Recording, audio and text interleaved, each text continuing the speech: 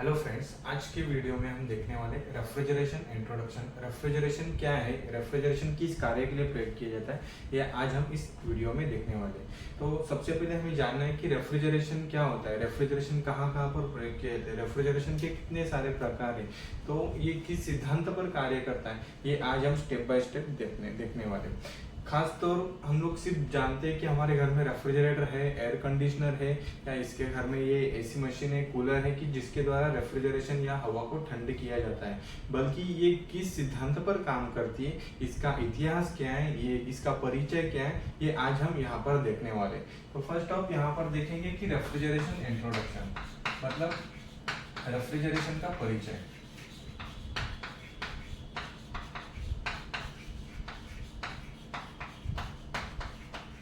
अभी रेफ्रिजरेशन का इंट्रोडक्शन अगर दिया जाए तो रेफ्रिजरेशन के इंट्रोडक्शन में आपको बताएं, रेफ्रिजरेशन मुख्यतः किसी वस्तु को अथवा पदार्थ अथवा जगह को ठंडा करने के लिए प्रयोग करते हैं। रेफ्रिजरेशन की क्रिया कैसे होती है, रेफ्रिजरेशन की क्रिया गर्म जगह की ऊष्मा निकालकर उसे ठंडा बनाना, इसी को हम रेफ्रिजरेशन कहते हैं।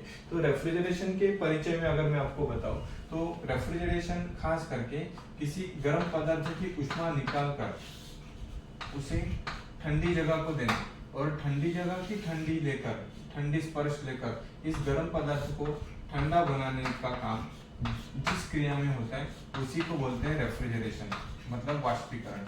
अब ये कहाँ पर होता है और इसका प्रयोग क्यों करते हैं। शुरुआत में हम लोग यहाँ पर देखेंगे कि गर्मी है, इस गर्म भाग को अगर मुझे ठंडा करना है तो इस गर्मी को या इस जगह की गर्मी में किसी ठंडे स्थान पर दूं और उस ठंडे स्थान की ठंडी हवा लेकर अपनी ठंडी का स्पर्श इस गर्म पदार्थों को देकर इसे जब ठंडा करूं तो इसी को हम बोलते हैं रेफ्रिजरेशन। रेफ्रिजरेशन इवेपोरेशन या वाष्पीकरण।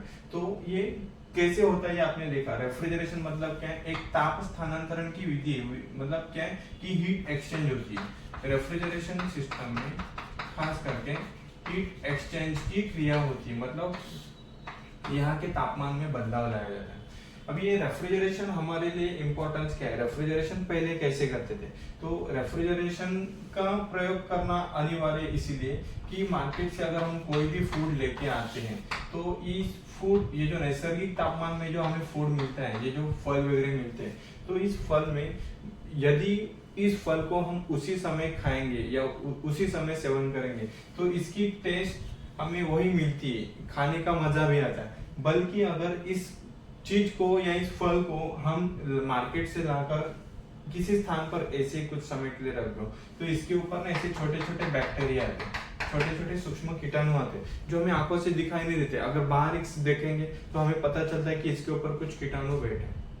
अर्थात जब इस चीज का हम सेवन करने जाते हैं या खाने के लिए देखते हैं तो खाने के बाद हमें वो गंध नहीं आती, अलग सी बदबू आने लगती है, वो टेस्ट नहीं मिलती जो नेचुरली हमें इसमें उपलब्ध होती है। बल्कि कुछ समय बाद अगर हम इसे खाने के लिए जाएं, इसका सेवन करने के लिए जाएं, तो इसके अंदर कुछ अलग सी बदबू आती है, कुछ अलग से गंध आते हैं। इसका रीजन क्या है, तो यहाँ पर इस फूड के ऊपर जो बैक्टीरिया बैठते हैं ना, ये बैक्टीरिया खाने के दौरान, मतलब इसका सेवन करने के दौरान अपने मल मूत्र कुछ इसके ऊपर छोड़ देते हैं। और प्रयोग में हमने ये भी पाया है कि ये जो इसके कुछ मल मूत्र होते हैं, जो बैक्टीरिया, जो छोटे छोटे कीटाणु होते हैं, ये भी खाने के दौरान अपनी जो गंदगी इस फूड के ऊपर छोड़ देते हैं, जिससे ये जो चीजें हैं ये चीजें धीरे धीरे खराब होने लगती हैं। ये हमें आंखों से दिखाई नहीं देता, लेकिन जब हम इसको खाने के लिए देखते हैं तो खाने पर पता चलता है अरे यार ये चीज तो मतलब खराब हो गई। लेकिन खाने के बाद तो हम बीमार पड़ सकते हैं, कुछ मतलब अलग अलग प्रकार के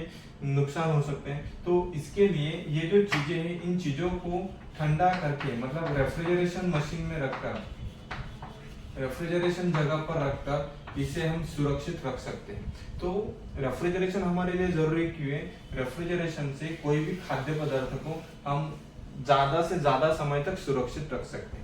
देखो शुरुआत में जब रेफ्रिजरेशन सिस्टम नहीं था ना, तो उस जमाने में क्या होता था कि ये जो लोग हैं, ये लोग अपना खाना पीना ज्यादातर ठंडे जगह पर रखते थे, पानी के संपर्क में रखते थे या जमीन के अंदर गड्ढा खोद कर रखते थे। प्राचीन जमाने में अगर देखो तो उस वक्त जो रोमन लोग या जो मतलब अपने पूर्वज उस समय अपना जो बचा हुआ खाना पीना, जो पेरिस के जो नाम का एक धातु आता है, उस धातु के बर्तन में रखते थे, या कोई कोई आज भी हम हमारे गांव में हम लोग देखते हैं तो अपना जो खाना पीना रहता है ना, इस बचे हुए खाने पीने को एक लकड़ी के बॉक्स में या जो मट्टी का जो एक मटका आता है इस धातु में रखते थे, जिससे क्या होता था कि ये जो गर्मी है, ये गर्मी या इसके अंदर रखा गया पदार्थ ये अपनी हीट इस मिट्टी को देता था, और ये जो मिट्टी थी ना, ये मिट्टी ठंडी रहती है। जो मटका बनाते हैं वो मटका अगर आप देखो तो इसके अंदर रखा गया पानी हमें कई मात्रा में ठंड मिलता है। तो ऐसे ही प्राचीन जमाने में अपना खाना पीना या खाद्य पदार्थ लोग इस मिट्टी के बर्तन में ऐसे रखते थे और उसको ऊपर से ढक देते थे।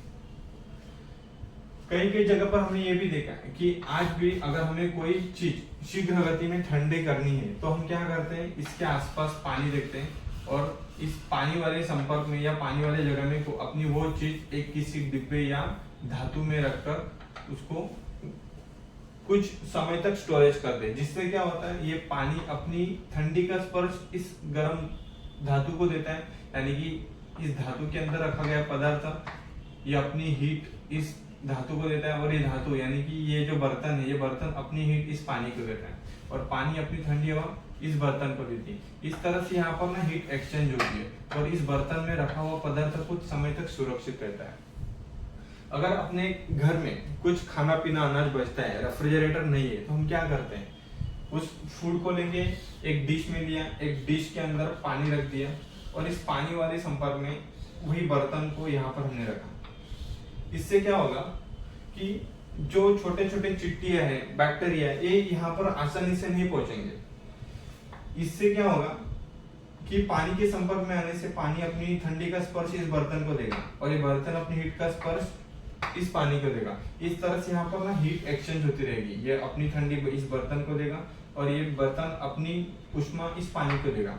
इस तरह से इस डिब्बे के अंदर रखा हुआ फूड कुछ समय तक सुरक्षित रहेगा। यदि हम इस फूड को ऐसे ही खुली हवा में रख दें, कुछ आधे घंटे बाद इसके ऊपर छोटे छोटे बैक्टीरिया आएंगे और 2 घंटे बाद देखो तो वहां पर और ज्यादा रहेंगे। तो इस तरह से यहाँ पर बैक्टीरिया कैसे जनरेट होते हैं, तो बैक्टीरिया जनरेट होने के लिए उष्मा यानी कि गर्म तापमान की सहायता होती है। तो ये जो बैक्टीरिया यानी कि जो छोटे छोटे कीटाणु होते हैं, ये छोटे छोटे कीटाणु गर्मी में उसकी उत्पत्ति बढ़ती है, बल्कि अगर उसको रोकना है तो रोकने के लिए हमें उसे ठंड जगह का प्रयोग करना होता है। इसीलिए आज हम रेफ्रिजरेशन हर एक जगह में, हर एक घर घर में यूज कर रहे हैं।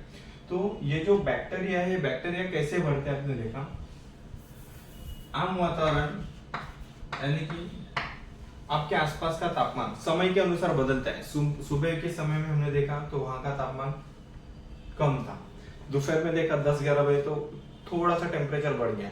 ये अगर तुम लोग 12 के बाद देखो, 12 से 3 के बीच में, तो वहां उस समय टेम्परेचर और ज्यादा होता है। 3 से लेकर शाम के 6-7 बजे तक देखो टेम्परेचर धीरे धीरे डाउन हो जाने लगता है। और रात मतलब शाम के बाद रात में देखो तो टेम्परेचर पूरी तरह से घट जाता है। अर्थात क्या है कि समय के अनुसार तापमान भी बदलते रहता है। तो उस बदलते तापमान में ना ये कीटाणु, डांस, मांस, मच्छी, कीटाणु, ये जो छोटे छोटे कीटाणु रहते हैं, इनकी संख्या ना धीरे धीरे बढ़ती मतलब घटती बढ़ती रहती है। अगर इनको कंट्रोल करना है तो कंट्रोल करने के लिए हमें रेफ्रिजरेशन का ही प्रयोग करना है। तो रेफ्रिजरेशन के द्वारा इसकी उत्पत्ति को हम रोक सकते हैं। फॉर एग्जाम्पल, आपने एक मार्केट से एक नारियल लाया, उस नारियल के 2 टुकड़े किए। मार्केट से आपने एक नारियल लाया, नारियल के 2 टुकड़े किए। एक टुकड़े को आप एक डिब्बे के अंदर पैक करके रख दो। ये जो डिब्बा है ये कुछ समय के लिए सुरक्षित रहेगा। और एक जो टुकड़ा था, इस टुकड़े को नैसर्गिक हवा के संपर्क में रख दो। क्या होगा कि इस नैसर्गिक हवा में, यानी कि ये जो नैसर्गिक हवा का जो तापमान है, आसपास का जो तापमान है, ये तापमान ना अपनी हीट का स्पर्श धीरे धीरे इस फूड को देगा, जिससे यहाँ पर छोटे छोटे बैक्टीरिया निर्माण हो जाएंगे। अगर हमने उस समय इसको सुरक्षित जगह पर नहीं रखा तो यहाँ पर उसके कीटाणु और बढ़ते जाएंगे। 2 घंटे बाद पूरी तरह से एकदम सफेद अलग ही कलर का या अलग ही प्रकार से हमें दिखने लगेगा। तो जब भी हम इसका सेवन करेंगे तो इसमें से कुछ अलग ही प्रकार की बदबू आएगी। तो इसका रीजन क्या है, ये जो बैक्टीरिया होते हैं, ये बैक्टीरिया इस फूड को खाने के दौरान अपने मलमूत्र उसी के ऊपर छोड़ देते हैं, और यदि हमने इसको ऐसे खाया तो उस वक्त अगर यदि हमने उसका ऐसे सेवन किया तो खाने के बाद हम बीमार पड़ सकते हैं या कुछ अलग ही प्रकार का मतलब नुकसान हो सकता है। तो इसीलिए ये इन चीजों से, इन बीमारियों से बचने के लिए हमें इन फूड को रेफ्रिजरेशन एरिया या रेफ्रिजरेशन की हुई जगह में रखना जरूरी है। तो इसीलिए रेफ्रिजरेशन का प्रयोग करते हैं। अभी ये तो देखा कि रेफ्रिजरेशन यूज करना जरूरी क्यों है। देखो एक आपको बात बताऊं, तो आप गांव में रह रहे हो, गांव में आपको कोई भी चीज अगर मिलती है तो सुरक्षित और अच्छी मिलती है, ताजी हवा मिलती है।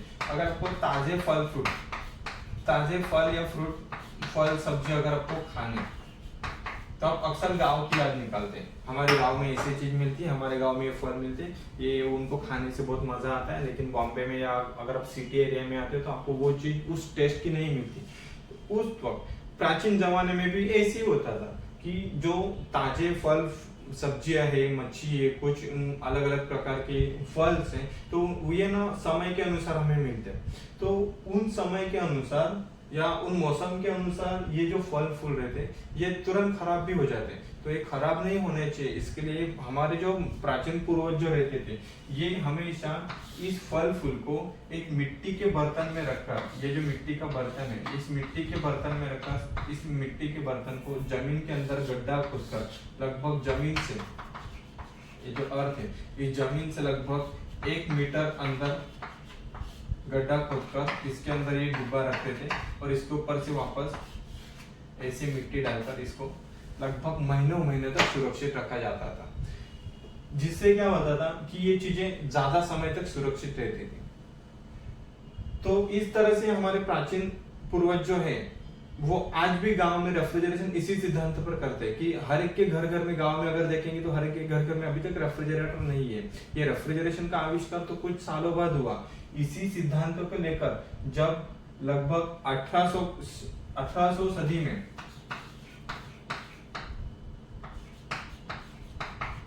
1800 सदी में हमने देखा कि एक आइस बॉक्स बनाया। ये आइस बॉक्स जो बनाया ना, ये आइस बॉक्स जो नैसर्गिक जगह पर हमें जो मिलता था, अगर आप यहाँ पर जाओ, शिमला, मनाली, लद्दाख वगैरह जाओ, हिमाचल प्रदेश जाओ, तो यहाँ पर ना आपको मतलब आइस नैसर्ग था, वहां पर ऐसे गिरते हुए दिखेगा। अलग हर एक जगह पे आपको आइस आइस आइस आइस दिखेगा। तो वहां का क्लाइमेट ना कोल्ड रहता है, क्योंकि आइस कैसे है, तापमान के अनुसार ठंडा है। अगर उसको हीट दे दो तो आइस पिघल जाएगा। तो यहाँ पर जो आइस बॉक्स है ना, इस आइस बॉक्स के अंदर कुछ खाद्य पदार्थ ऐसे कुछ समय तक, कुछ दिनों तक ऐसे सुरक्षित रखे जाते थे। एक आइस बॉक्स बनाया 1800 सदी में, और ये जो साल था तो इसी साल में भी रेफ्रिजरेशन का आविष्कार धीरे धीरे किया गया। अभी कैसे किया ये भी आपको आगे बताऊंगा। फिलहाल आपको देखना है कि ये जो आइस बॉक्स है, इस आइस बॉक्स में अपने फल फूल या खाना पीना, खाद्य पदार्थ रखकर इसको एक बॉक्स को एक वही ठंडी जगह पर रखा जाता था। इससे ये जो आइस बॉक्स है अपनी ठंडी का स्पर्श इन फूड को देते थे, और ये फल फूल फूड जो है ये अपनी हीट का स्पर्श इस आइस बॉक्स को देते थे। लेकिन इस फल की जो हीट, इस खाद्य पदार्थ की जो हीट है, उष्मा है, ये उष्मा जब इस आइस को लगती थी तो ये आइस में धीरे धीरे पिघल जाता था। पिघलने से यहाँ का पानी जब इस फूल या खाद्य पदार्थ के ऊपर गिरेगा तो ये पदार्थ कुछ समय बाद ऐसे खराब भी हो जाते, कोई सुरक्षित रहते थे, कोई खराब हो जाते थे। आज भी अगर तुम लोग देखो कि आपके पास कोई खाद्य पदार्थ है, कोई सब्जी है, कोई फल है, अगर उसको पानी वाली जगह पे रख दो तो कुछ समय तक सुरक्षित रहेगा। लेकिन अगर उसको बार बार पानी का स्पर्श हो रहा है तो वो चीज जल्दी खराब भी हो जाएगी। ऐसे ही आइस बॉक्स में होता था। तो ये जो आइस बॉक्स है ना, ये आइस बॉक्स हमें हर एक जगह पे नहीं मिलता था। तो जहां पर ये आइस बॉक्स की मतलब कमी थी, जहां पर ये आइस बॉक्स ऐसे नहीं मिलते थे, अगर आप नॉर्थ में जाओ या साउथ में जाओ तो वहां पर ना ये आपको आइस बॉक्स ऐसे नैसर्गिक नहीं मिलता था। उस समय उस जगह पर लोग ऐसी जमीन के अंदर गड्ढा खोदकर एक मिट्टी के बर्तन में अपने खाद्य पदार्थ रखकर उसी डिब्बे को इस जमीन के अंदर रखते थे, ऊपर से वापस मिट्टी रखते थे। तो ये जो चीजें हमें कुछ दिन तक वैसे ही सुरक्षित मिलती थी। हाँ, उसके टेस्ट में थोड़ा सा बदलाव आता था, क्योंकि इस आखिर में ये भी तो मिट्टी है और मतलब उस कीटाणुओं की या आसपास की जगह की हीट या ठंडी मौसम के अनुसार जब इसको मिलेगी तो उसके बीच में थोड़ा सा टेस्ट में बदलाव आता था, लेकिन इसको सही तरह से धीरे धीरे इन्वेंट किया गया और लगभग 1800 सदी में आपने देखा कि यहाँ पर एक आइस बॉक्स का निर्माण किया गया और इस आइस बॉक्स के अंदर हम खाद्य पदार्थ सुरक्षित करने लगे और इसी आइस बॉक्स को देखकर लगभग 1851 में एक अमेरिकन साइंटिस्ट ने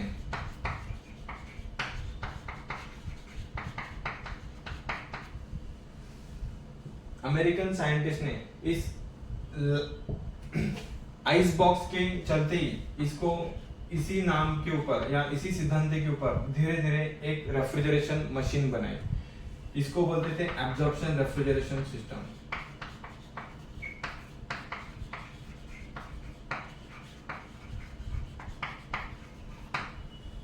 मतलब 1851 में जब अमेरिकन साइंटिस्ट ने जो रेफ्रिजरेशन सिस्टम बनाया, इस रेफ्रिजरेशन सिस्टम के द्वारा हम खाद्य पदार्थ या जो किसी जगह वस्तु अथवा पदार्थ को सुरक्षित रखने के लिए इस सिस्टम का प्रयोग करने लगे। धीरे धीरे इसका जो आविष्कार है इसमें बदल धीरे धीरे कुछ बढ़ते ही गए। जब 1851 में एब्जॉर्प्शन सिस्टम आया तो इसी सिद्धांतों को देखकर 1860 में डॉक्टर हैरिस, ये ऑस्ट्रेलियन साइंटिस्ट हैं, इस ऑस्ट्रेलियन साइंटिस्ट ने 1860 में पहला मैकेनिकल रेफ्रिजरेशन सिस्टम बनाया।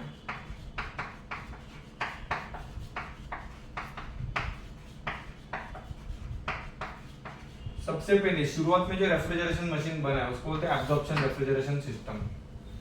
हमने यहाँ पर रेफ्रिजरेशन का परिचय देखा, रेफ्रिजरेशन का इतिहास देखा। अभी रेफ्रिजरेशन के इतिहास के बाद धीरे धीरे उस मशीन में ना रेफ्रिजरेशन के मशीन में धीरे धीरे बदलाव आने लगे। मतलब धीरे धीरे एक एक मशीन इन्वेंट करते गए कि उनको रेफ्रिजरेशन की व्याख्या, उनका रेफ्रिजरेशन का महत्व तो पता चला। अभी रेफ्रिजरेशन का इंपॉर्टेंस पता चलने के बाद उन्होंने उसमें धीरे धीरे बदलाव लाया कि हर एक चीज को ठंडा करने के लिए या हर एक चीज में बदलाव लाने के लिए हम इस रेफ्रिजरेशन मशीन का कैसे कैसे इस्तेमाल कर सकते हैं। ये धीरे धीरे उसके ऊपर स्टडी करके उन्होंने सबसे पहले एब्जॉर्प्शन मशीन बनाई। फिर 1860 में आपने देखा कि ऑस्ट्रेलियन साइंटिस्ट जो डॉक्टर हैरिस थे उन्होंने 1860 में पहला मैकेनिकल रेफ्रिजरेशन मशीन बनाया। अभी इस मशीन के चलते यहाँ पर हम लोग देखेंगे कि इसके अंदर वर्किंग कैसे होता था, किस सिद्धांत पर इसमें कूलिंग होती थी, ये अभी हम लोग देखेंगे। तो ये जो एब्जॉर्प्शन रेफ्रिजरेशन सिस्टम है, ऐसी रेफ्रिजरेशन सिस्टम के मुख्य 4 प्रकार होते हैं। रेफ्रिजरेशन सिस्टम के मुख्यतः 4 प्रकार होते हैं।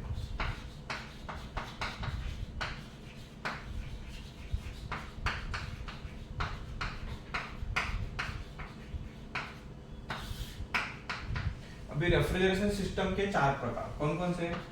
तो फर्स्ट, जैसे मैंने बताया, एब्जॉर्प्शन रेफ्रिजरेशन सिस्टम।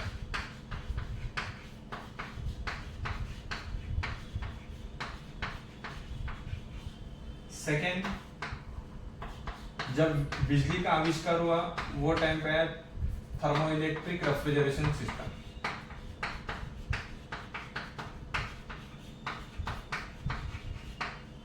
थर्ड में आपने देखा कि बिजली का आविष्कार हो तो उसी समय में इसके अंदर आया एक वाटर वेपर सिस्टम।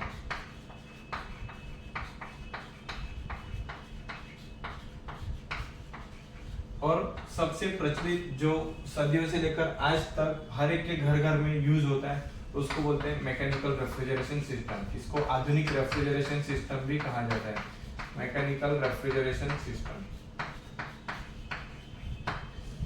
लगभग दुनिया में जो 50 कोटि मशीन से उसमें से 49% मशीन आजकल मैकेनिकल रेफ्रिजरेशन सिस्टम की यूज किए जाते हैं। इसीलिए ये जो चौथा प्रकार जो है मैकेनिकल रेफ्रिजरेशन सिस्टम, इसको आधुनिक रेफ्रिजरेशन सिस्टम कहा जाता है। अभी हम देखने वाले कि ये जो रेफ्रिजरेशन सिस्टम्स है उसके जो टाइप्स है, इस टाइप्स में हम लोग देखेंगे कि एक एक सिद्धांत में या एक एक टाइप में उसमें कार्य कैसे होता था। ये जो एब्जॉर्प्शन रेफ्रिजरेशन सिस्टम है, इस एब्जॉर्प्शन रेफ्रिजरेशन सिस्टम में किसी वस्तु, पदार्थ अथवा जगह को ठंडा करने के लिए इस पूरे सिस्टम में हाइड्रोजन, एक्वा अमोनिया और पानी ऐसे 3 गैसेस भरे गए, मतलब 3 गैसेस का इस्तेमाल किया गया। फर्स्ट हमने यहाँ पर देखा हाइड्रोजन, फिर देखा अमोनिया और पानी, वाटर। इन तीनों का जब मिश्रण किया ना तो उसको बोला एक्वा अमोनिया, इसको बोलते हैं एक्वा अमोनिया। अब इस एब्जॉर्प्शन रेफ्रिजरेशन सिस्टम में ये 3 पदार्थ आपने देखे, हाइड्रोजन, अमोनिया और पानी अर्थात वाटर, और तीनों का जब मिश्रण किया गया तो उसको बोले एक्वा अमोनिया। इस एक्वा अमोनिया को एब्जॉर्प्शन रेफ्रिजरेशन सिस्टम के जनरेटर में भरते हैं। यहाँ पर आपने देखा जनरेटर, जनरेटर के बाद आता है रेक्टिफायर, रेक्टिफायर को ही बोलते हैं सेपरेटर, और रेक्टिफायर के बाद आता है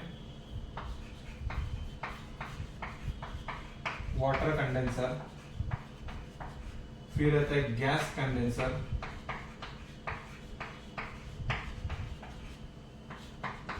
जहां पर वाष्पीकरण होता है उसी को बोलते हैं इवेपोरेटर, और इवेपोरेटर के बाद ये सब गैस जहां पर जाता है उसको बोलते हैं एब्जॉर्बर। देखो 1 2 3 4 5 6 पार्ट से, इन हर एक पार्ट में ना इसका अलग अलग काम होता है। जनरेटर में अगर हम देखें तो जनरेटर को किसी पेट्रोल, स्प्रिट, मिट्टी का तेल या मतलब बिजली के हीटर द्वारा इसको गर्म किया जाता था, आज भी करते हैं। इस सिस्टम का इस्तेमाल आज भी कई कई जगह पर किया जाता है। तो जनरेटर में देखा कि ये जो एक्वा अमोनिया है, इस एक्वा अमोनिया को यहाँ पर बॉइलिंग किया जाता, मतलब उसके अंदर प्रेशर और टेम्परेचर बढ़ाने के लिए इसको गर्म किया जाता था। फिर रेक्टिफायर और सेपरेटर में आपने देखा कि सेपरेटर मतलब उसको सेपरेट करना, इसमें से पानी अलग होता है और यहाँ पर एक जगह पे गैस अलग हो जाता है। फिर आपने यहाँ पर देखा कि जिसमें पानी अलग हो जाता है उस पानी को ठंडा करने के लिए यहाँ पर कंडेंसर यूज किया है, ताकि कंडेंसेशन की क्रिया के दौरान गर्म जगह की ऊष्मा निकालकर उसे ठंडा करने का काम कंडेंसर करता है। सेम आपने यहाँ पर देखा कि गैस कंडेंसर। लास्ट में देखा कि जब ये जो गैस है, इस गैस को ठंडा करने के बाद जो लिक्विड होता है, इस लिक्विड को वाष्पीकरण के लिए जिस पार्ट्स में भेजते हैं उसको बोलते हैं इवेपोरेटर, और इवेपोरेटर में वाष्पीकरण होने के बाद ये पुनः बॉइल होने के लिए जहां पर जाते हैं उसको बोलते हैं एब्जॉर्बर। तो ये जो अपने सिस्टम देखे ना, इन सभी सिस्टम को आपस में स्टील के पाइप के द्वारा जोड़ा जाता है। इस एब्जॉर्प्शन रेफ्रिजरेशन सिस्टम में स्टील धातु का पाइप प्रयोग करते हैं। अभी ये जो आपने देखा कि स्टील के पाइप द्वारा जोड़ते हैं, तो इसका सिस्टम कैसे होता है अभी हम लोग देखेंगे। सिस्टम यानी कि इसकी फिटिंग कैसे की जाती है, इसका डिजाइन या इसका नक्शा कैसे होता है। देखो शुरुआत में हमने यहां पर बनाया absorber,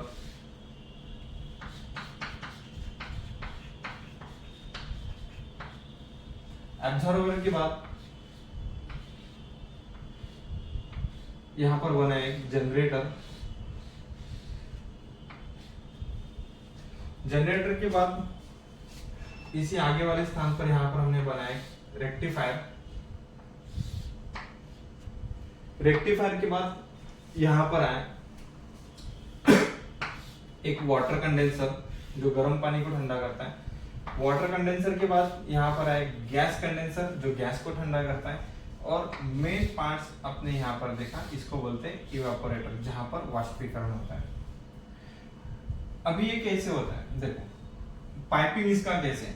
first of generator absorber के अंदर, ये जो एब्जॉर्बर होता है, इस एब्जॉर्बर के अंदर मैंने यहाँ पर भर दिया हाइड्रोजन, हाइड्रोजन के बाद अमोनिया, अमोनिया के बाद पानी। इन सभी पदार्थ का सिस्टम के अंदर लगभग 200 psi 200 psi pound square inch gauge का एक्वा अमोनिया का प्रेशर इसके अंदर भर दिया जाता है। 200 psi का एक्वा अमोनिया का प्रेशर इसमें भरते हैं, जिससे ये सभी धातु मतलब सभी जो गैसेस है, ये सभी गैसेस इस एब्जॉर्बर के अंदर रहते हैं। देखो यहाँ पर देखा हाइड्रोजन, हाइड्रोजन अगर देखे तो ये गैस है, हाइड्रोजन एक गैस, इस गैस को मैंने यहाँ पर सूचित किया। यहाँ पर देखा आपने अमोनिया, ये अमोनिया भी एक गैस है, और थर्ड देखा कि पानी, मतलब फर्स्ट लिया हाइड्रोजन, अमोनिया और पानी, इन तीनों को जब मिक्स किया ना तो उसको बोलते हैं एक्वा अमोनिया। देखो अभी मैं यहाँ पर आपको दिखाऊंगा एक्वा अमोनिया कैसे दिखेगा। पानी ऑब्वियसली अपने बाहर से वजन होने के कारण ये नीचे रहता है, तो इसके अंदर गैस भी है हाइड्रोजन, ये जो डॉट डॉट डॉट डॉट आपने देखा ये हाइड्रोजन, और यहाँ पर ये देखें अमोनिया। अर्थात तीनों पदार्थों का मिश्रण जहां पर होता है उस भाग को बोलते हैं एब्जॉर्बर। तो इस एब्जॉर्बर के अंदर अपने यहाँ पर क्या क्या देखा, फर्स्ट पानी, उसके अंदर ये देखा एक्वा अमोनिया, सॉरी अमोनिया, और अमोनिया के अंदर ये देखें हाइड्रोजन। इस तरह से ये जो एब्जॉर्बर है ना, इस एब्जॉर्बर में आपने सभी गैस को मिक्स किया। अभी ये एब्जॉर्बर से इस गैस को भेजा जाता है जनरेटर में। देखो मैंने शुरुआत में बताया कि ये जो सिस्टम है ना, इस सिस्टम को आपस में स्टील के पाइप द्वारा जोड़ते हैं। आप इसमें मेटल यानी कि एमएस का पाइप नहीं लगा सकते। यहाँ पर देखा एब्जॉर्बर, एब्जॉर्बर के अंदर ये जो पाइप से स्टील के पाइप द्वारा इसको हमने यहाँ पर जनरेटर में कनेक्ट किया। देखा कि एब्जॉर्बर, इस एब्जॉर्बर में हाइड्रोजन, अमोनिया और पानी, इन सब को मिक्स करके यहाँ पर भर दिया। लगभग 200 psi बैक प्रेशर जो है इसका, लो प्रेशर 200 psi की मात्रा में इसके अंदर हमने प्रेशर भर दिया। और इस एब्जॉर्बर को और जनरेटर को, ये जो आपने यहाँ पर देखा जनरेटर, इस जनरेटर को पेट्रोल, स्प्रिट, मिट्टी या केरोसिन, इससे हमने इसको फायर किया, मतलब जलाया, बॉईल किया। इससे क्या होगा कि ये जो जनरेटर है, जनरेटर गर्म हो जाएगा। आजकल इसको गर्म करने के लिए हीटर का प्रयोग किया जा रहा है, लेकिन जब संशोधन जब इसका किया गया, जब इसका आविष्कार किया गया, तो उस समय इसको जलाने के लिए स्प्रिट, मिट्टी का तेल, इसका इस्तेमाल किया जाने लगा। तो उस वक्त ये जो एब्जॉर्बर है, ये एब्जॉर्बर एक पाइप के द्वारा आता है इस जनरेटर में। यहाँ पर जनरेटर में सभी एक्वा अमोनिया है, ये गैस अभी यहाँ पर आ गया।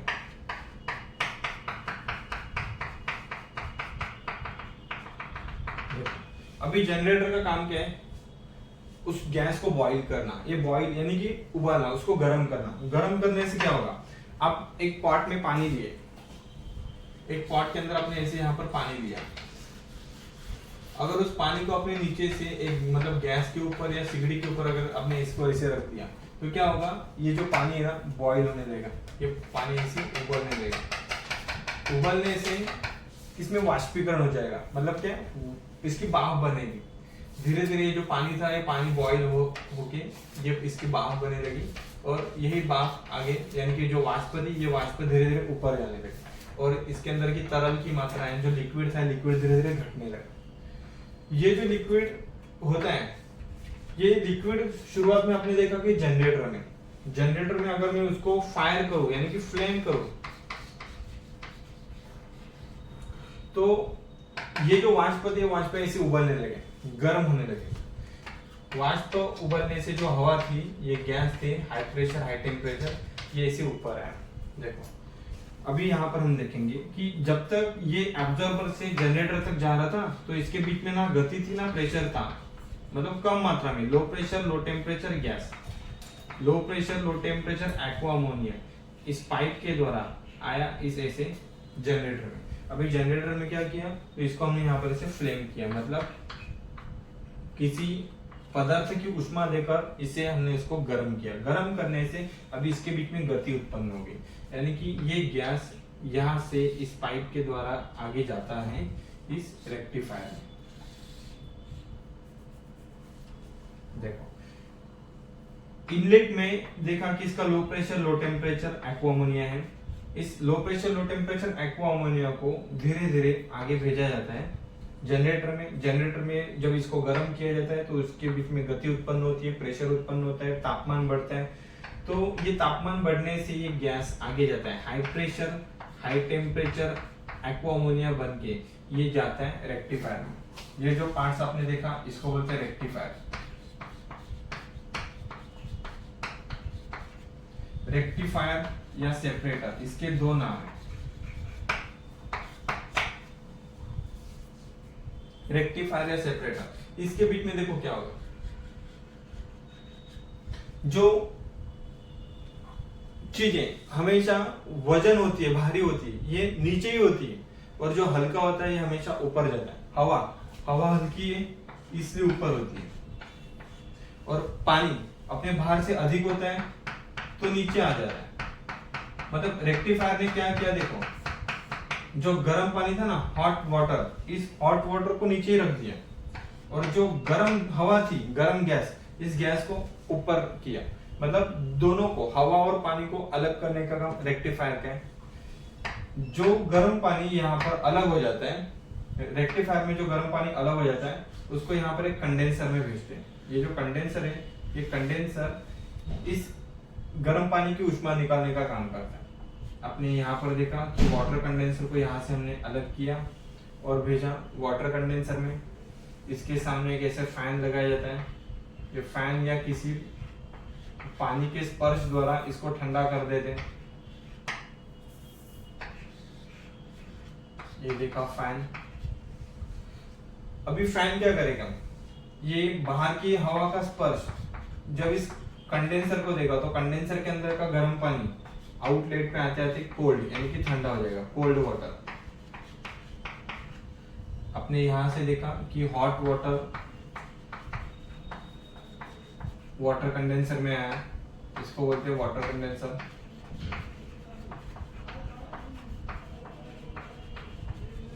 वाटर कंडेंसर में गर्म पानी को ठंडा करने का काम किया जाता है, और रेक्टिफायर में जो गर्म गैस होता है, high pressure high temperature gas, इस गैस को एक पाइप के द्वारा गैस कंडेंसर में भेजा जाता है। यहाँ पर आपने देखा गैस कंडेंसर, ये गैस को ठंडा करने के लिए यूज करते हैं। देखो ये है आपका गैस कंडेंसर। अभी गैस कंडेंसर में क्या होगा, तो इस रेक्टिफायर से जो high pressure high temperature gas आया था, इस गैस को पूरी तरह से लिक्विड में बदलने का काम कंडेंसर में होता है। यहाँ पर हमने देखा कि low pressure low temperature liquid, low pressure low temperature liquid outlet line द्वारा आगे जाता है इवेपोरेटर में, इसको बोलेंगे इवेपोरेटर। रेक्टिफायर से जो गर्म पानी अलग होता है, उस गर्म पानी को वाटर कंडेंसर में भेजते हैं। वाटर कंडेंसर में आते ही ये गर्म पानी अपनी ऊष्मा का स्पर्श फैन की हवा को देता है, जिससे फैन यहाँ की हीट को बाहर भेजता है और ट्यूब के अंदर के गर्म पानी को ठंडा बनाकर आगे एब्जॉर्बर में भेजता है। तो रेक्टिफायर से अलग होने वाला high pressure high temperature gas जैसे ही गैस कंडेंसर में जाता है, तो गैस कंडेंसर के सामने लगा हुआ फैन यहाँ की हीट को बाहर निकालता है, और पाइप के अंदर जो गैस होता है high pressure high temperature gas, उस गैस को low pressure low temperature liquid में बदलने का काम करता है, और ये लिक्विड आगे आता है आपके इवेपोरेटर में। यहाँ पर आपने देखा इवेपोरेटर। अभी इवेपोरेटर का काम क्या है, इस इवेपोरेटर के चारों तरफ अगर आप कुछ खाद्य पदार्थ रख दो, ये जो इवेपोरेटर होता है, इस इवेपोरेटर को एक बंद रूम में या बंद कैबिनेट में रखा होता है, ताकि ये अपनी हीट को या सॉरी अपनी ठंडी हवा को बाहर लीक ना करे, बाहर की हीट को अंदर ना खींचे। इसलिए ये जो इवेपोरेटर होता है ना, इस इवेपोरेटर को चारों तरफ से ऐसे एक कैबिनेट में पूरी तरह से बंद किया जाता है, ताकि ये अपनी कूलिंग को बाहर लीक ना करे। अभी यहाँ पर आपने ये देखा कि जो इवेपोरेटर है, इस इवेपोरेटर के अंदर low pressure low temperature liquid ऐसे अंदर आ रहा है। जो लिक्विड अंदर आ रहा है, ये लिक्विड जैसे आगे जाएगा ट्यूब में, तो ट्यूब ना अपनी ठंडी का स्पर्श आसपास की हवा को देगी, और आसपास की हवा में या तापमान में हमने जो जो पदार्थ रखे, ये पदार्थ अपनी हीट इस लिक्विड को देंगे, और ये लिक्विड अपनी ठंडी का स्पर्श पदार्थ को देगा। इस तरह से इसके अंदर का पदार्थ धीरे धीरे ठंडा हो जाएगा, मतलब वहां पर रेफ्रिजरेशन होगा, वाष्पीकरण होगा। और जब ये वाष्पीकरण होने के दौरान low pressure low temperature liquid अपनी ठंडी का स्पर्श जैसे जैसे गर्म पदार्थों को देगा, तो ये गर्म पदार्थ अपनी ऊष्मा इस ट्यूब को देने के कारण इसके अंदर का लिक्विड आउटलेट पे आते आते low pressure low temperature gas में बदलेगा। मतलब इवेपोरेटर में आपने क्या देखा तो लिक्विड को गैस में बदलने की क्रिया जहां पर होती है उसको बोलते हैं इवेपोरेटर, अर्थात वाष्पीकरण जहां पर होती है उस भाग को बोलते हैं इवेपोरेटर, फ्रीजर। मेन क्रिया जो होती है कूलिंग की ये यहीं पर होती है। अभी आपने देखा कि low pressure low temperature gas यहां से आया, यहां से वाटर कंडेंसर में से जो कोल्ड वाटर है, इन कोल्ड वाटर को और low pressure low temperature gas को इस तरह से वापस एब्जॉर्बर में भेजा जाता है। यहाँ पर आपने देखा इसको भी एब्जॉर्बर में भेजा। वाटर कंडेंसर में से जो कोल्ड वाटर आया था, इस कोल्ड वाटर को एक पाइप की सहायता से आपने वापस ऐसे एब्जॉर्बर में भेज दिया। इवेपोरेटर के आउटलेट से आने वाला low pressure low temperature gas ये भी एब्जॉर्बर में आ गया। अर्थात एब्जॉर्बर में ना ये वापस ये चीजें यहीं पर आके मिक्स हो जाती है। एब्जॉर्बर का काम ये कि सभी को एब्जॉर्ब करना, सभी को अपने अंदर जज करके रखना। इस तरह से ये एब्जॉर्बर का पाइप, मतलब एब्जॉर्बर के अंदर का गैस, एक्वा अमोनिया गैस वापस एक पाइप के द्वारा जनरेटर में जाता है। अभी ये तो आपने देखा कि रेफ्रिजरेशन सिस्टम और रेफ्रिजरेशन मशीन मतलब कैसे कार्य करती है। कभी कभी इस कंडेंसर के सामने वाला फैन अचानक बंद पड़ जाता है, कभी कभी इसके ऊपर ऐसे ज्यादा मात्रा में मिट्टी जम जाती है। देखो आपके घर में जो फैन लगा है ना, ये फैन के जो तीनों भी ब्लेड्स है, इस ब्लेड के चारों तरफ मतलब दोनों तरफ जो इसके कॉर्नर होती है, इस कॉर्नर के ऊपर मिट्टी जमती है। मिट्टी जमने से क्या होता है, आपको हवा कम मात्रा में आने लगती है क्योंकि वो हवा को सही तरह से बहाव नहीं करता। तो उस सेम रीजन सेम प्रॉब्लम्स कभी कभी इस फैन में भी आते हैं, क्योंकि ये जो सिस्टम एक ऐसा है कि कंटिन्यूसली चलते रहता है। तो ये फैन चलने के दौरान अक्सर इस फैन के ऊपर मिट्टी जमना, फैन बंद होना या इलेक्ट्रिसिटी पावर कट होना, तो ऐसे प्रॉब्लम्स आते हैं। तो उस समय में कंडेंसर में जो गैस ठंडा नहीं होता, उस गैस को यही से एक बाईपास लाइन द्वारा वापस ऐसे वाटर कंडेंसर में छोड़ा जाता है। ये जो आपने देखा वाटर कंडेंसर में यहाँ पर ये गैस आया। अभी वाटर कंडेंसर का काम क्या है, अगर यहाँ का फैन बंद है तो इस फैन के द्वारा वो उसको ठंडा करना उसका काम है। सेम मतलब जो वाष्प कंडेंसर में या जो high pressure high temperature gas कभी कभी कंडेंसर में ठंडा नहीं हो पाता है, तो ये ठंडा गैस ये गर्म गैस एक पाइप के द्वारा वापस वाटर कंडेंसर में आएगा। मतलब जैसे ही यहाँ पर वाटर कंडेंसर में आएगा तो वाटर कंडेंसर में से ये गैस ऐसे सर्कुलेशन होते होते अपनी हीट का स्पर्श फैन को देगा, फैन यहाँ की हीट बाहर भेजेगा और इसके अंदर का जो गैस था ये गैस ठंडा होकर वापस ऐसे एब्जॉर्बर में आएगा। मतलब कभी अगर फैन वगैरह बंद हुआ तो वहां पर कुछ भी प्रॉब्लम नहीं हो सकता है, इसीलिए यहाँ पर एक बाईपास लाइन दी जाती है। जो बाईपास लाइन यहाँ से धीरे धीरे इस वाटर कंडेंसर के साथ जोड़ते हैं और वाटर कंडेंसर में से वापस उस गैस को एब्जॉर्बर में भेजा जाता है। इस तरह से जब तक आपका जनरेटर चालू है तब तक जनरेटर इस गैस को यहाँ से ऐसे खींचेगा और वापस यहाँ से डिस्चार्ज करेगा।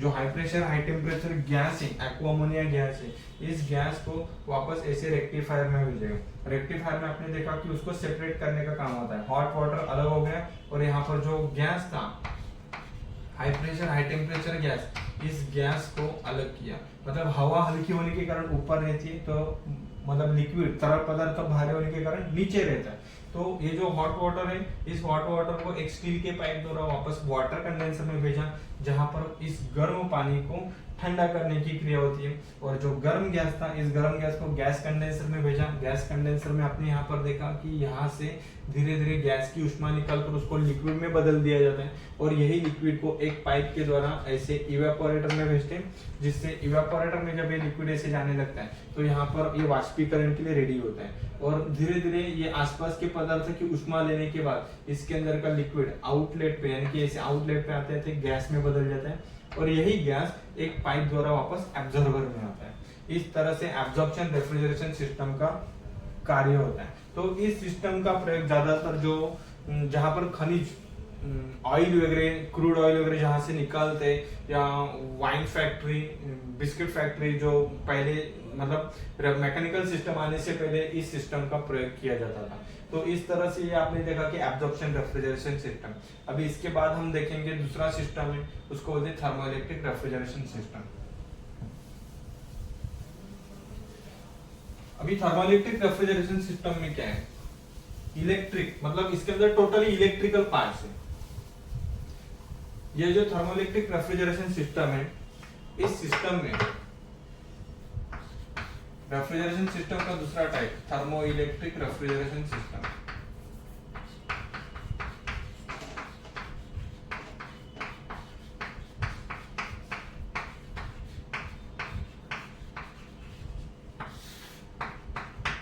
थर्मोइलेक्ट्रिक रेफ्रिजरेशन सिस्टम में ना दो कंडक्टर यूज किए जाते हैं, एक है टीन और दूसरा है बिस्मुटा। ये विद्युत कंडक्टर है।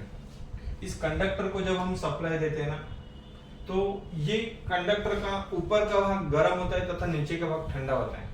दोनों भी कंडक्टर चाहिए। अगर आपने एट ए टाइम दोनों तरफ ये एक ही कंडक्टर लिया तो ये सही तरह से काम नहीं कर पाएगा। इसके लिए आपने दो अलग अलग कंडक्टर लिए, टीन और बिस्मुटा। जब इसको सप्लाई दी जाती है तो इसके ऊपर का भाग गर्म होता है तथा नीचे का भाग मतलब दूसरा अपोजिट भाग इसका ठंडा होने लगता है। तो इस दोनों कंडक्टर को यूज यानी कि ऑन करने के लिए यहाँ पर हमने 12 वोल्टेज की एक डीसी सप्लाई की बैटरी दी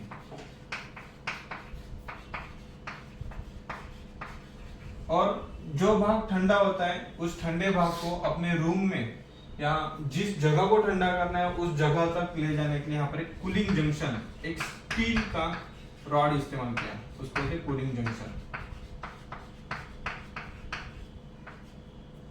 ये सेम ना आपको आज भी मार्केट में मिलेंगे, जो छोटे छोटे कैडबरी के जो शॉप में फ्रिज रखे जाते हैं ना, उसमें भी आपको ये सिस्टम देखने को मिलेगा। तो ये जो थर्मोइलेक्ट्रिक रेफ्रिजरेशन सिस्टम है, इस सिस्टम का कार्य करने का सिद्धांत क्या है, किस प्रकार से कार्य करता है, ये अभी हम लोग ड्राइंग के अनुसार देखेंगे।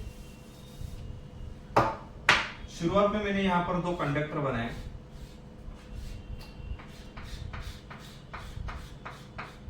एक को नाम दिया टीन और यहाँ पर दूसरा कंडक्टर बनाया, उसको मैंने नाम दिया बिस्मुटा।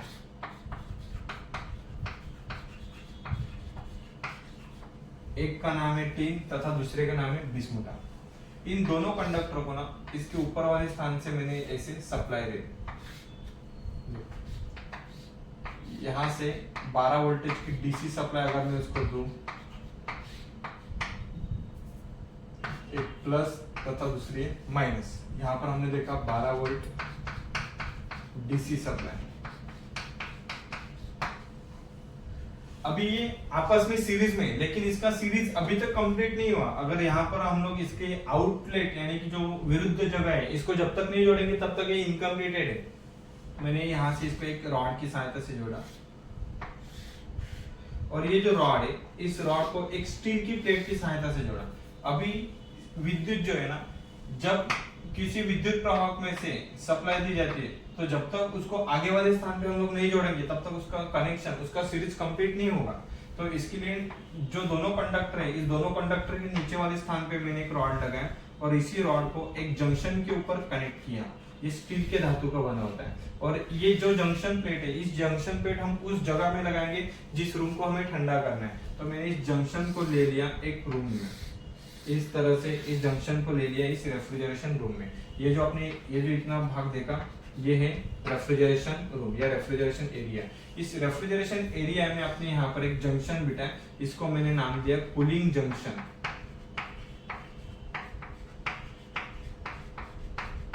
इसको बोलते हैं कूलिंग जंक्शन। स्टील का बना हुआ है और इनको आपस में एक रॉड की सहायता से जोड़ा है। देखो, जब इसे सप्लाई दी जाती है, यहाँ से 12 वोल्टेज की डीसी सप्लाई देते हैं, तो ये जो दोनों कंडक्टर है ना, इस दोनों कंडक्टर के ऊपर वाले भाग में गर्मी उत्पन्न होती है, हीट, और नीचे वाला जो भाग है ना, ये भाग धीरे धीरे ठंडा होने लगता है, कोल्ड। और अभी मैंने क्या किया, यहाँ पर एक ऐसे रॉड जोड़ा, इस रॉड को एक प्लेट की सहायता से यहाँ पर एक रूम में कनेक्ट किया। अभी रूम के अंदर, अगर आपने रूम के अंदर की मतलब चारों तरफ से दरवाजे खिड़की वगैरह खोल के रखिए, तो आसपास का जो भी हवा है, जो भी तापमान है, वही तापमान आपके रूम के अंदर का भी होगा। अभी आपने मान लो कि रूम को बंद किया तो रूम के अंदर का तापमान थोड़ा सा कम हो जाएगा, पॉइंट से 1-2 पॉइंट से कम हो जाएगा। लेकिन आपको मतलब किसी वस्तु, पदार्थ, जगह या किसी खाद्य पदार्थ को अगर आपको ठंडा करना है तो लगभग रूम तापमान से कई गुना आपको उस तापमान को ठंडा करना पड़ेगा, तभी वहां के छोटे छोटे सूक्ष्म कीटाणु, बैक्टीरिया या कई कीटाणु को नष्ट कर सकते हो, उसको सुरक्षित रख सकते हो। तो इसीलिए आपने क्या किया, ये जो कूलिंग जंक्शन, इस कूलिंग जंक्शन को एक बंद रूम में पैक करके लगाया, ताकि अंदर की हवा ना बाहर जाना चाहिए ना बाहर की गर्मी अंदर आना चाहिए। आपने इस तरह से इसको पूरा लॉक किया। अब इसका काम कैसे होगा, जैसे ही यहाँ से इसको सप्लाई प्रोवाइड की जाती है तो ये पॉजिटिव सप्लाई आ गई टीन में और नेगेटिव सप्लाई यहाँ से आ गई बिस्मुटा में। इन दोनों कंडक्टर को यहाँ से कूलिंग जंक्शन की सहायता से आपने यहाँ पर जोड़ा। जैसे ही कूलिंग जंक्शन यहाँ पर कनेक्ट हो जाएगी तो उस समय ये धीरे धीरे ये अपनी ठंडी का स्पर्श आसपास के रूम को देगी, यानी कि आसपास की जगह को देगी, और इस तरह से यहाँ पर रेफ्रिजरेशन उत्पन्न होगा।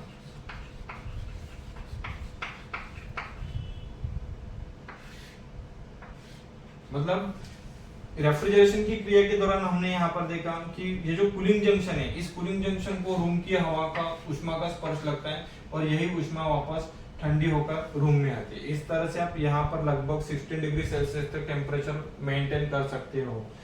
धीरे धीरे इस ऊपर कंडक्टर के ऊपर का भाग जो गर्म होने लगता है, इस कंडक्टर के ऊपर की गर्मी को निकालने के लिए यहाँ पर छोटे छोटे फैन लगाए जाते हैं, या मतलब इसके दोनों कंडक्टर के तरफ ऐसे यहाँ पर पानी का पाइप सर्कुलेशन किया जाता है ताकि पानी अपनी ठंडी का स्पर्श जैसे इसको देगा तो एक कंडक्टर का ऊपर का भाग ठंडा होगा। या किसी किसी सिस्टम में ऐसे यहाँ पर फैन लगाए जाते हैं ताकि फैन चलने के दौरान यहाँ की हीट को बाहर निकालेगा, जो कि हमारे कुछ काम की नहीं होती। ज्यादातर रेफ्रिजरेशन मशीन का प्रयोग किसी खाद्य पदार्थ को ठंडा करने के लिए ही किया जाता है। हाँ, मौसम के अनुसार जब हमें किसी इंसान की या कोई भी वस्तु की कार्य शक्ति अगर बढ़ानी है तो हमें मौसम के अनुसार उस सिस्टम के अंदर तापमान सेट करना पड़ता है। अगर ठंडी में देखो तो क्लाइमेट बहुत ही ठंडा होता है, तो उस समय कोई भी इंसान की कार्य करने की मतलब क्षमता नहीं होती। उस वक्त हम क्या करते हैं, रूम में हीटर वगैरह लगाते हैं, हीटर लगाने से रूम का तापमान थोड़ा गर्म करते हैं। तो सेम आप इस सिद्धांत के द्वारा भी कर सकते हो। जब आपको ठंडी हवा की आवश्यकता नहीं है तो आप इस कंडक्टर को ऐसे मतलब उसके विरुद्ध साइड से चला, या इसकी जो उष्मा है इस उष्मा को एक स्थान से इसे आप रूम में भी छोड़ सकते हो। कूलिंग जंक्शन की जो प्लेट है, इस प्लेट को निकाल के आप इसको विरुद्ध दिशा में घुमा कर भी इसका उपयोग कर सकते हो। लेकिन इसमें ना बार बार मेंटेनेंस आना, बिजली का ज्यादा मात्रा में खर्चा होना, इन कई कारणों के अनुसार इस सिस्टम को धीरे धीरे टोटली बंद किया गया।